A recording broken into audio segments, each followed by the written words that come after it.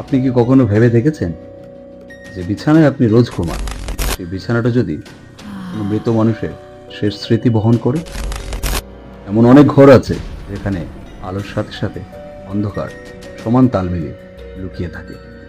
আজকের এই ঘটনা কোনো কল্পনা নয়, বাস্তবে ঘটে যাওয়া এমনই এক গল্প যা শুনে আপনি দুবার ভাবতে বাধ্য হবেন আর নিজেকে একটাই প্রশ্ন করবেন, আমি কি সত্যি একা, নাকি আমার পাশে কেউ একজন আছে? নমস্কার, রাধে কৃষ্ণা। আমি Jibitesh Das. Welcome to our channel জেডিকা শো। Let's keep watching.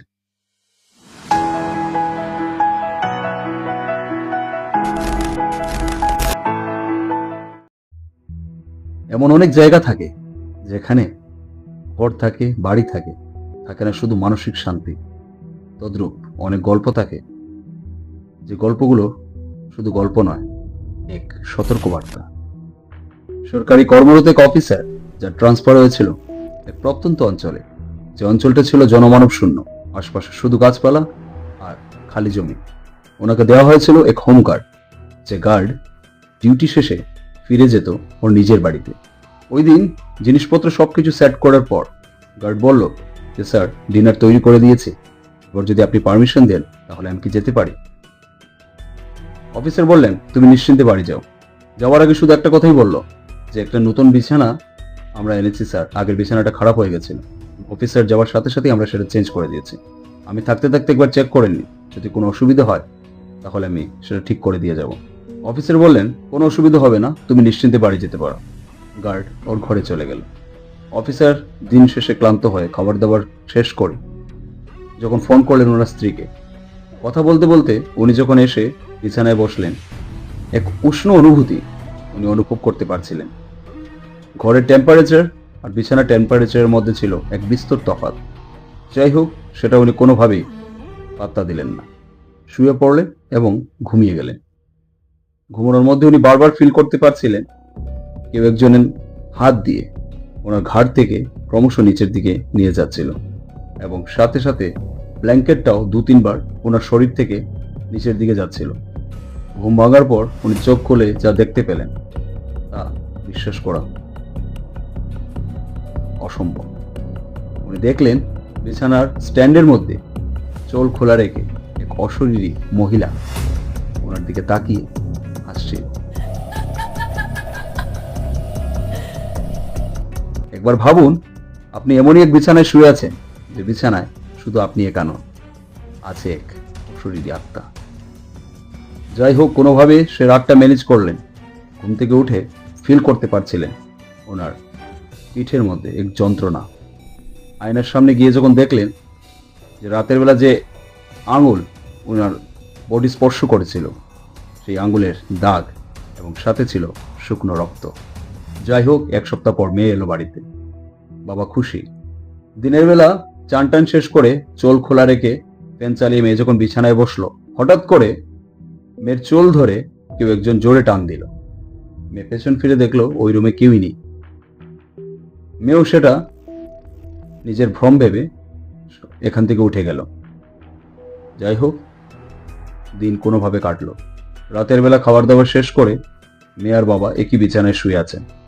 মাঝরাতে হঠাৎ মেয়ে ফিল করতে পারছে যে ওর বাবা আর ওর মাঝখানে অন্য কেউ একজন শুয়ে আছে।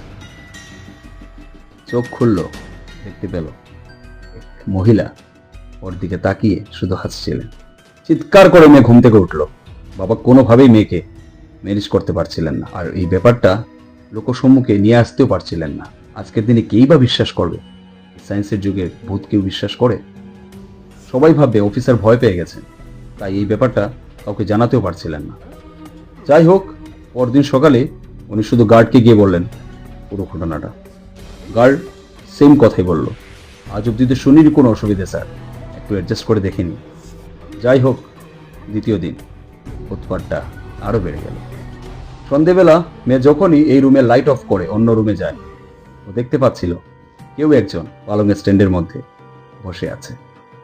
রাত হলো, বাবা কোনোভাবে ম্যানেজ করে মেয়েকে নিয়ে বিছানায় ঘুমোলেন। আর ওই দিন ছিল এক অন্য অনুভূতি, যেখানে মেয়ে শ্বাস নিতে পারছিল না। ও ফিল করতে পারছিল ওর উপরে কেউ একজন বসে আছে। মেয়ে ভয়ে ভয়ে চোখটা খুলল আর দেখল সেই মহিলা ওর দিকে তাকিয়ে ওর উপরেই বসে আছে আর ক্রমশ ওর চুলের মধ্যে হাত রেখে যন্ত্রণাদায়কভাবে চুলগুলো এভাবে টেনে টেনে নিচ্ছিল। মেয়ে আবারও কোনোভাবে বাবাকে ম্যানেজ করে উঠে গেল। চিৎকার দিতে পারছিল না কারণ শরীরে কোনো শক্তি ছিল না। ভাবুন কিভাবে ওনারা দিনগুলো কাটিয়েছে। যাই হোক, বাবা স্থির করলেন বেডটার ব্যাপারে সবাইকে জানাবেন। কেন পার্টিকুলার এই বেডের সাথেই এভাবে হচ্ছিল। অভিযান শুরু হলো পরদিন সকালে। যে ফার্নিচারের দোকান থেকে বেডটা কেনা হয়েছিল ওখানের আশপাশের লোকজনেরও সেম একই কথা। ওনারা বারবার দোকান মালিককে এই কথাটা অবগত করিয়েছেন। রাতের বেলা যখন ওই দিক দিয়ে লোকজন যেত ওনারা দেখতে পেত মহিলা বিছানার মধ্যে বসে আছে। তারপর অভিযানে জানতে পারা গেলেও যে কাঠের মিল থেকে এই বেডটা বানানো হয়েছিল এবং যে গাছের কাঠ ইউজ করা হয়েছে সেই গাছেই আত্মহত্যা করেছিল পিঙ্কি নামে সেই মেয়ে, যে কিনা আজও হয়ে আছে সেই কোয়ার্টারে, সেই বিছানায়। তো যাই হোক, এই ছিল আজকে পিঙ্কির গল্প। এই পিঙ্কি ছিল আমাদেরই দেওয়া কাল্পনিক নাম। আমরা আপনাদের সামনে আসল নাম রিভিল করতে পারবো না প্রাইভেসির কারণে। এই গল্পটা শুনে যদি আপনার সামান্য অস্বস্তি হয়ে থাকে তাহলে ধরে নেবেন গল্পটা কাজ করেছে। এমনই অনেক সত্য ঘটনা আর ভয়ঙ্কর গল্প জানতে চ্যানেলটিকে এখনই সাবস্ক্রাইব করুন। ভিডিওটি ভালো লাগলে একটা লাইক দিয়ে দেবেন আর কমেন্টে জানিয়ে দেবেন আপনি হলে ওই ঘরে ওই রাতে কি করতেন। দেখা হবে পরের গল্পে।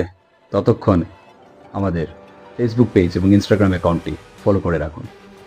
ধন্যবাদ।